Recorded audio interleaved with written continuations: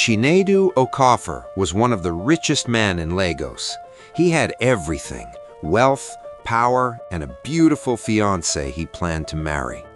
But one question kept him awake at night. Did she truly love him, or did she only love his money? So he made a dangerous decision. He pretended to lose everything: his company, his cars, his mansion, all gone. What he discovered about his fiancée shocked him so deeply, it changed his life forever. Hello everyone, welcome to our story. Before we continue, please subscribe to this channel if you are a new subscriber, and also do give this video a like, as it will encourage me to create more powerful stories for you. Also, I would love to know where you are watching from, so please drop a comment on the comment section telling us where you are watching from. Alright, let's continue with our story. Lagos was a city that never truly slept. Even at midnight, the streets still carried the echoes of honking buses, late-night traders, and the restless energy of people chasing tomorrow's success. In a city where millions struggled every day to survive, stories of success spread quickly. And among those stories, one name stood above the rest. To the outside world, he was the definition of success. At just 38 years old, he had built one of the fastest-growing logistics companies in West Africa. His fleet of trucks traveled across Nigeria every single day, transporting goods from the busy ports of Lagos to cities like Abuja, Kano, Port Harcourt, and even beyond Nigeria's borders. Business magazines called him the silent giant of Nigerian logistics. But what truly made people admire him was not only his wealth, it was his character. Chinedu had not forgotten where he came from. He grew up in a small village in Anambra State, where his father was a modest school teacher and his mother sold vegetables in the local market. Life had not been easy for their family. Some days there was barely enough food to eat. Chinedu still remembered studying under a dim kerosene lamp when electricity failed. He remembered walking several kilometers to school, and he remembered the promise he made to himself as a young boy. One day I will succeed, and when I do, I will help others. Years later, that promise became a reality. Every December, Chinedu returned to his village, not as a poor boy anymore, but as a man who had changed his destiny. Yet he never arrived with arrogance. Instead, he came with humility. He paid school fees for dozens of children whose parents could not afford education. He funded a small clinic so pregnant women no longer had to travel long distances for medical help. He even built a borehole that provided clean water to the entire community. To many people, Chinedu was more than a businessman. He was a blessing. But behind the success, the expensive suits, and the powerful reputation, there was something Chinedu rarely spoke about. A quiet fear that lived inside his heart, a fear that had grown stronger as his wealth increased. He often wondered, do people truly care about me, or do they only care about my money? In business meetings, people laughed at his jokes a little too loudly. At parties, strangers suddenly wanted to become his best friends. Even distant relatives who had ignored him for years now called him frequently. The more successful he became, the more difficult it became to know who was genuine. And deep down, Chinedu longed for something simple: real love. Not admiration for his wealth, not respect for his influence, just someone who would love him even if the money disappeared tomorrow. At the time, he had no idea that soon he would meet someone who would challenge that very question. It was during a charity event in Lagos that Chinedu first noticed Amara. The event was organized to raise funds for underprivileged children. The hall was filled with wealthy business owners, politicians, and celebrities. Expensive perfumes filled the air as people moved from table to table, discussing investments and social status. Chinedu attended many events like this. He was used to the attention. But that evening, something unusual happened. While many people crowded around him, asking for photos or business opportunities, his eyes kept drifting toward a woman standing quietly near the back of the hall. She wasn't trying to attract attention. She wasn't dressed in flashy designer clothing like many of the guests. Instead, she wore a simple but elegant dress and listened attentively to the stories being shared about children who needed help. Her name was Amara Nwusu. Unlike most people in that room, Amara wasn't a billionaire or a socialite. She was a school teacher. She worked at a small private school in Lagos, where she taught English and literature to young students. Her salary was modest, but she loved her work deeply. Teaching children gave her a sense of purpose. During the charity auction, something caught Chinedu's attention. A painting made by one of the orphanage children was placed on stage for bidding. Most of the wealthy guests were more interested in networking than actually helping. But Amara quietly raised her hand and placed a bid. Not a large one, just enough to show that she cared. Chinedu found himself smiling. Later that evening, he walked over to speak with her. "Do you like art?" he asked. Amara turned and smiled politely. "I like children who believe their art can change the world." Her answer surprised him. Most people would have tried to impress him or talk about his company, but Amara simply spoke honestly. For the first time in a long while, Chinedu felt like someone was talking to him, not to his bank account. Over the next few weeks, they began seeing each other more often. Sometimes they met for coffee. Sometimes they took quiet evening walks along the Lagos waterfront. Chinedu noticed something about Amara that fascinated him. She never asked about his money. Instead, she asked about his dreams, his childhood, and the things that made him happy. One afternoon, Chinedu decided to surprise her by visiting the school where she taught. What he saw there touched his heart deeply. Two students were standing outside the classroom looking sad. Amara knelt beside them and spoke gently. It turned out their parents couldn't afford the new textbooks required for the term. Without hesitation, Amara took money from her own purse and promised to buy the books herself. Chinedu watched from the doorway. In that moment, he realized something powerful. Amara's kindness was not something she showed only when people were watching. It was part of who she truly was. And slowly, quietly, Chinedu began falling in love with her. Months passed, and their relationship grew stronger. Chinedu introduced Amara to a world she had never experienced before. She attended elegant dinners, business events, and even traveled with him to Abuja for a conference. Yet, despite the luxury surrounding her, Amara remained the same person. She still woke up early to teach her students. She still visited the local orphanage every weekend. And she still treated Chinedu with the same warmth and simplicity she had shown from the beginning. Eventually, Chinedu proposed to her during a quiet dinner overlooking the Lagos Lagoon. Amara said yes. The news spread quickly. Many people congratulated them. But not everyone believed the relationship was genuine. One evening, Chinedu met his closest friend and business partner, Kunle, for drinks. Kunle had known Chinedu since their early days of struggling to build their company.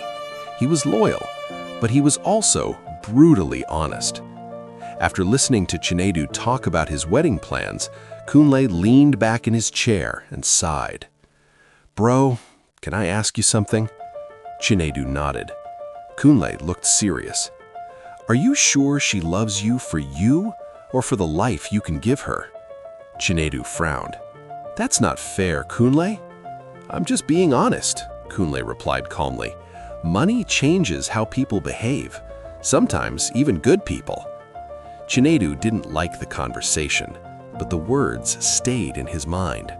For days, then weeks. He remembered past relationships that had ended once women realized his attention was focused on business instead of luxury. He remembered relatives who suddenly appeared once his wealth became public. And slowly, doubt began to grow. One night, unable to sleep, Chinedu stared out of his bedroom window at the bright lights of Lagos. A troubling thought crossed his mind. What if one day everything disappeared? Would Amara still love him? Would she stay? Or would she leave like so many others had? That question slowly turned into an idea that would soon change both their lives forever. For several nights, Chinedu couldn't sleep. The question kept echoing in his mind like a whisper he couldn't silence. Would Amara still love me if I lost everything? The thought bothered him more than he expected. Each time he looked at Amara's smiling face, a part of him felt guilty for even questioning her love. Yet another part of him, the cautious businessman who had seen betrayal in the world of money, kept insisting that he needed certainty.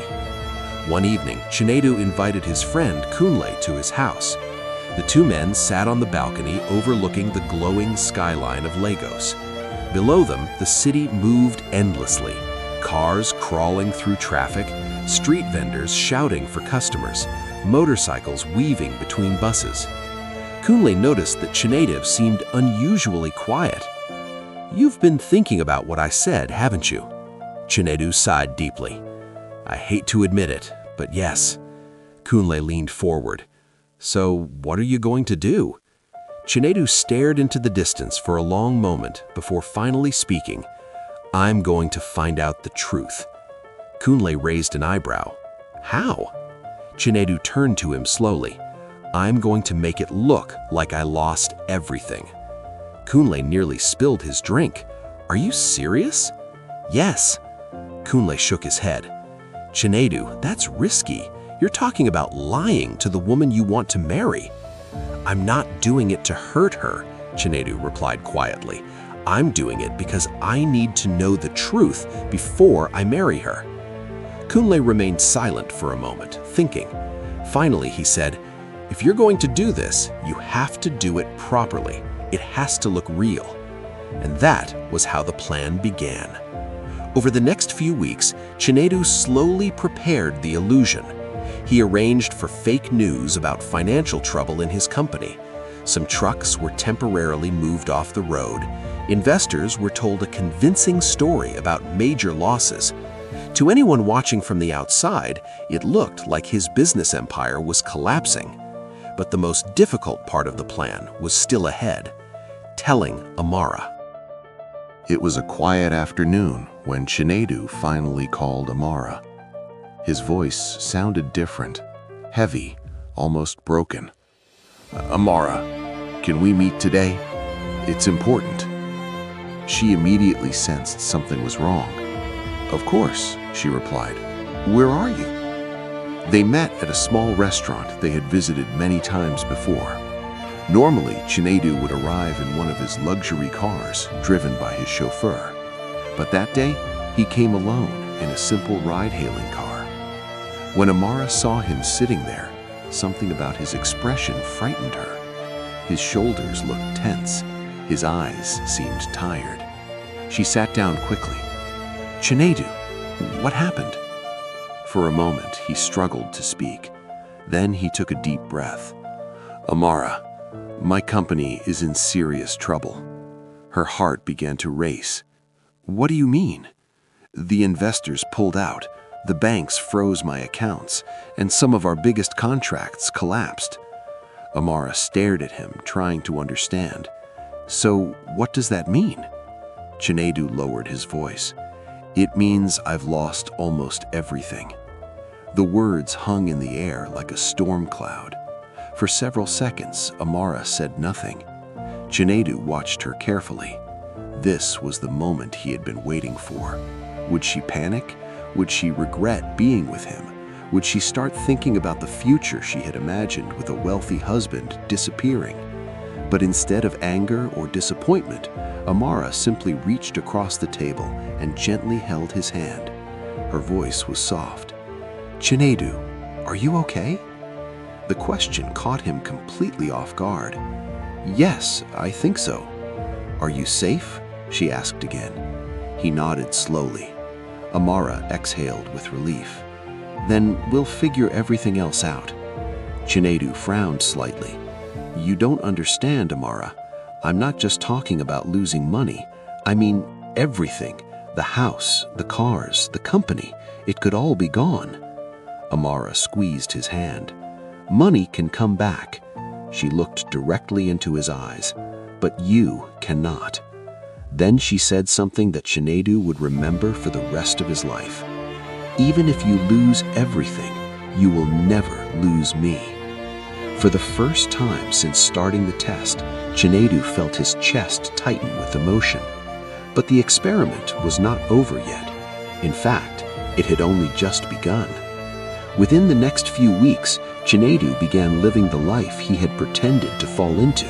His mansion in Victoria Island was suddenly sold to cover debts. His luxury cars disappeared. His assistants and staff were told the company was shutting down. Soon, Chinedu moved into a small apartment in Surulere. The difference between his old life and his new one was shocking.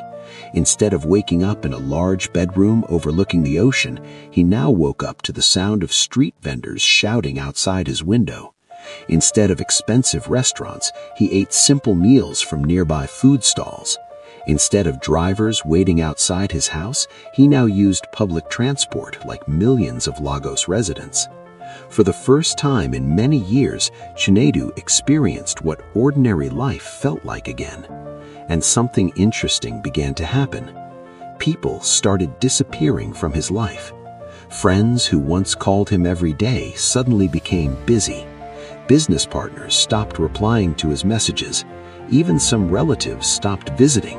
It was painful to watch. But one person behaved very differently. Amara. Instead of creating distance, she became even more supportive. She visited him often in his small apartment. She cooked meals for him. She encouraged him not to lose hope. One evening, while they were sitting together in the tiny living room, Chinedu sighed. "I'm sorry you have to see me like this."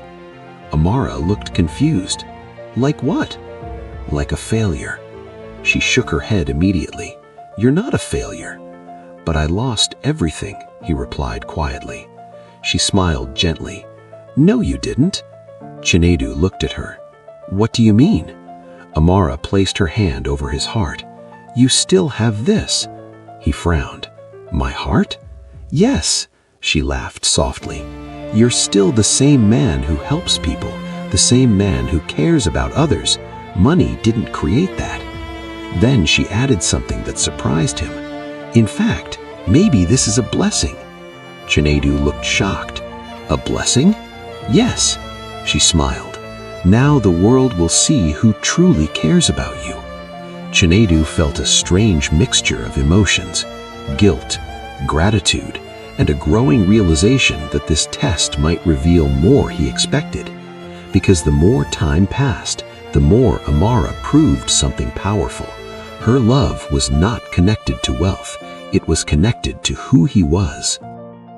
Months after Chinedu began living his new life, something happened that shook him deeply. One evening, he decided to visit Amara without telling her in advance. It had been a long day. The Lagos heat had been intense, and the small apartment he now lived in had poor ventilation. His shirt clung to his back as he walked down the familiar street where Amara lived with her mother. The neighborhood was modest but lively. Children played football on the dusty road. Women sat outside their houses discussing the day's news. Small generators hummed in the background because electricity had gone out again. Chinedu knocked on the gate, but no one answered. The gate was slightly open, so he quietly stepped inside. As he approached the house, he heard voices coming from the living room window. Amara was speaking with her mother. He was about to knock when he suddenly heard his name. He froze. "Amara, my daughter," her mother said gently, "I am worried about you." Amara sounded confused. "Worried about what, Mama?" "About this man you want to marry." Chinedu's heart skipped. Her mother continued, "When you met him, he was a billionaire. Life was comfortable. But now, everything has changed." Amara was silent for a moment. Then her mother asked the question Chinedu feared the most. "Are you sure you still want to marry a man who has lost everything?" Chinedu stood outside the window, barely breathing. This was the moment, the answer that would reveal the truth. Amara finally spoke. Her voice was calm but firm. "Mama, when I met Chinedu, I didn't fall in love with his money." Her mother sighed softly. "But money is important for marriage." "I know," Amara replied, "but character is more important." Her mother remained quiet. Then Amara continued. "Before Chinedu became rich, he was still the same man who cares about people, the same man who helps strangers." She paused. Then she said something that made Chinedu's eyes fill with tears. "Mama, when he had money, he helped everyone. Now that he is struggling, should I abandon him?" There was silence inside the house. Finally, her mother spoke again. "My daughter, life without money can be very difficult." Amara's response was soft but unwavering. "I would rather struggle with a good man than live comfortably with a bad one." Outside the window, Chinedu felt his chest tighten. He had expected many possible outcomes, but he had never expected this level of loyalty. Quietly, he stepped away from the house, not wanting them to know he had heard the conversation. As he walked slowly back toward the street, one thought kept repeating in his mind. "Maybe I have underestimated her."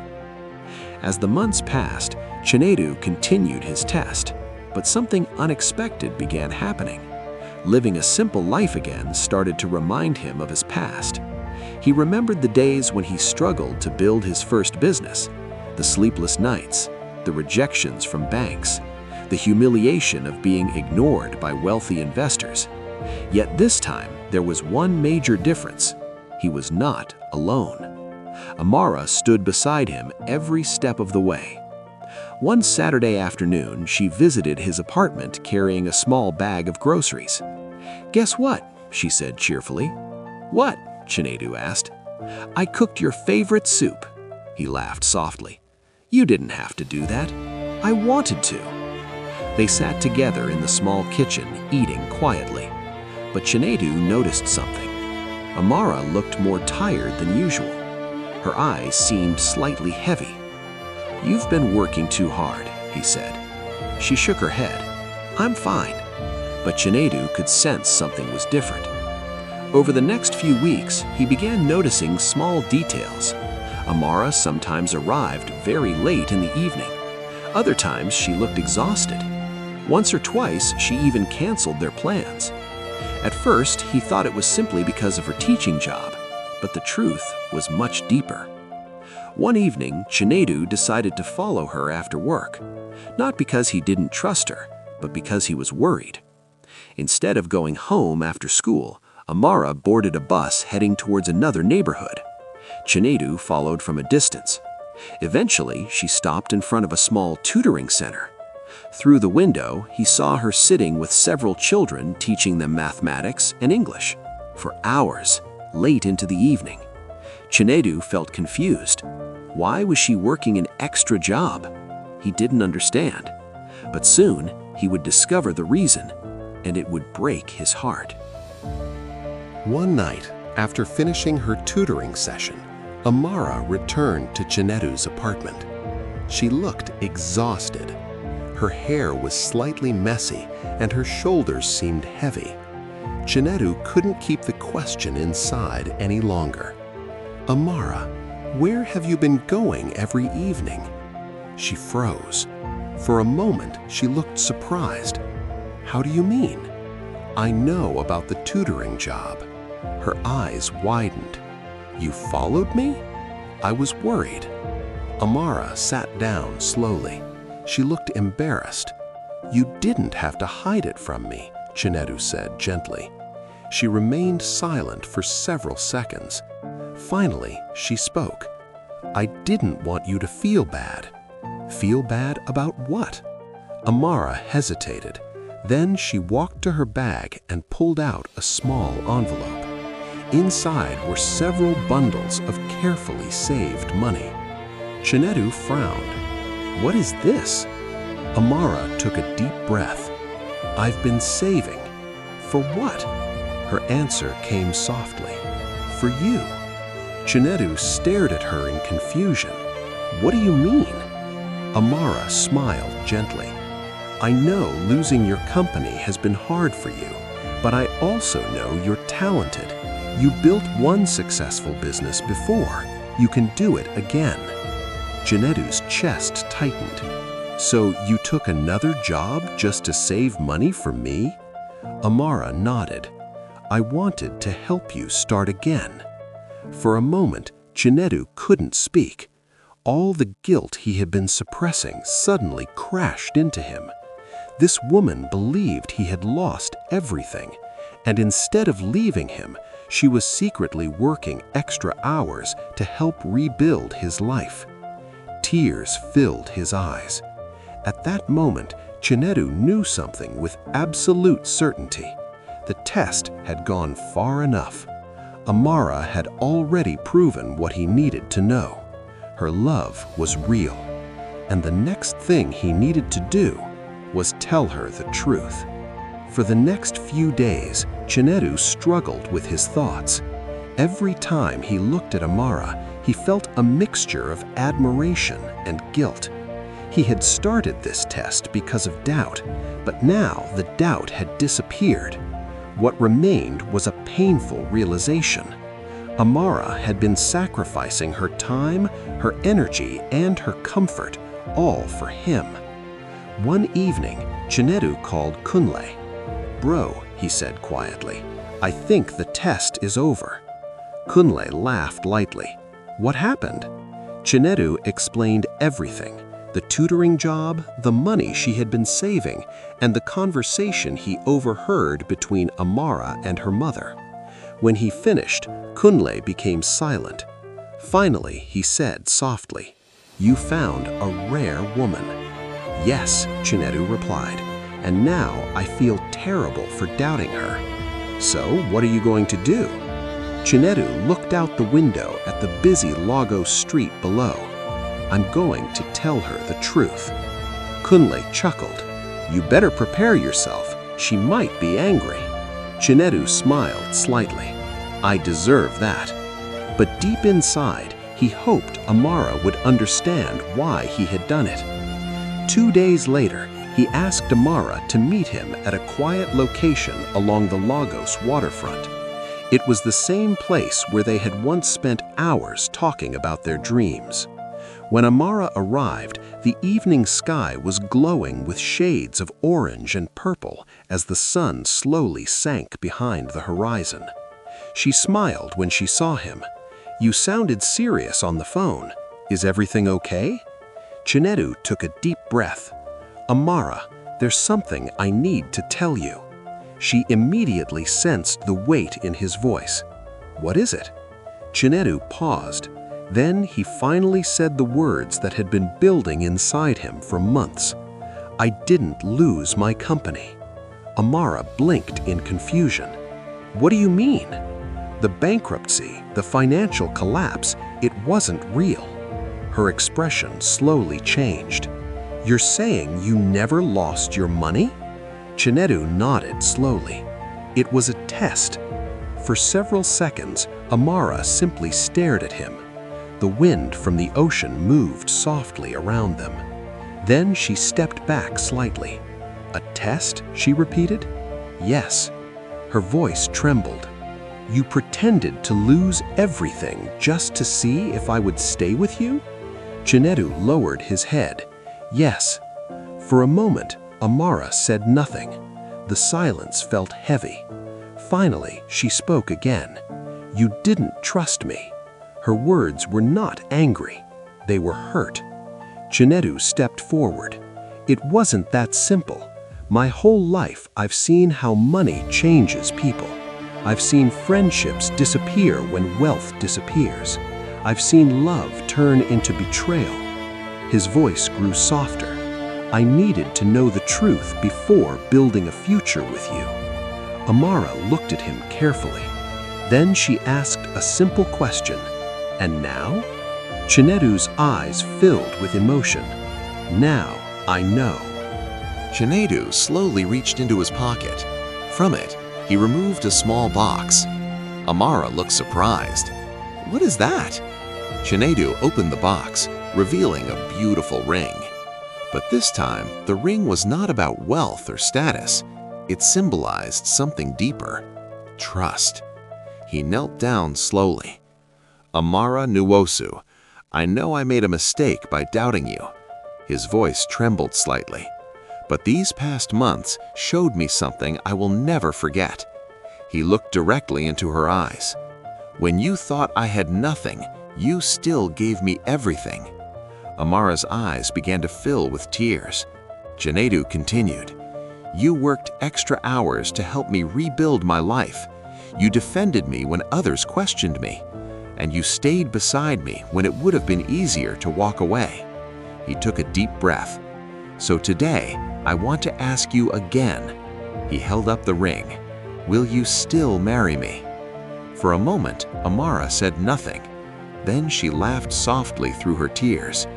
You really are a complicated man, Chinedu Okafor. He smiled nervously. Is that a yes or a no? Amara wiped her tears. Then she nodded. Yes. Chinedu stood up quickly and slid the ring onto her finger. But Amara then added something unexpected. However, Chinedu looked worried. There is one condition. What condition? She smiled mischievously. You're going to spend the rest of your life making up for this ridiculous test. Chinedu laughed. That sounds fair. They embraced as the last light of the sunset faded across the Lagos sky. The wedding took place several months later. News of the event spread quickly across Lagos. After all, Chinedu Okafor was one of the city's most successful businessmen. Many people expected a luxurious celebration filled with expensive decorations and celebrity guests. And yes, the wedding was beautiful. But what surprised people was the couple's decision about gifts. Instead of asking guests to bring expensive presents, Chinedu and Amara made a special request. They asked everyone to donate money to a foundation that would provide scholarships for children who couldn't afford education. When reporters asked why they had made that decision, Amara smiled. Because kindness should always grow. That day, hundreds of children received new opportunities for education. And as Chinedu watched Amara speaking with the students, he felt something deeper than happiness. He felt peace. Because now he knew something with absolute certainty. Real love is not proven when life is comfortable. It is proven when everything becomes uncertain, when wealth disappears, when struggles appear, when life becomes difficult. The people who remain beside you during those moments are the people who truly love you. And as Chinedu held Amara's hand during their first dance as husband and wife, he whispered softly, I didn't lose everything during that test. Amara looked him curiously. What did you lose? Chinedu smiled. My doubts. If this story moved you, let me know in the comments. Do you think Chinedu was right to test Amara, or should he have trusted her from the beginning? Please like this video, subscribe to the channel, and turn on the notification bell so you never miss another inspiring story.